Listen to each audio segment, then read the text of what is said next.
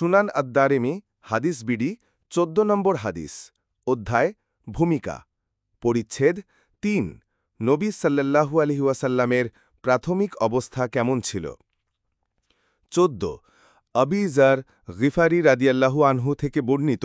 তিনি বলেন আমি রাসূলুল্লাহ সাল্লাল্লাহু আলাইহি ওয়াসাল্লামকে জিজ্ঞেস করলাম হে আল্লাহর রাসূল আপনি যে একজন নবী এ কথা আপনি কিভাবে জানতে পারলেন যাতে আপনি নিশ্চিত হন তিনি বললেন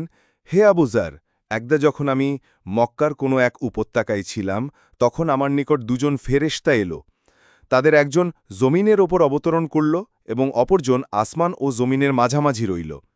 তাদের একজন অপরজনকে বলল ইনিই কি তিনি অপরজন বলল হ্যাঁ সে বলল তাকে একজন লোকের সাথে ওজন করো আমাকে তার সাথে ওজন করা হলো আর আমি তার চেয়ে ভারী হয়ে গেলাম তারপর সে বলল তাকে ১০০ জন লোকের সাথে ওজন করো আমাকে তাদের সাথে ওজন করা হলো আর আমি তাদের চেয়েও ভারী হয়ে গেলাম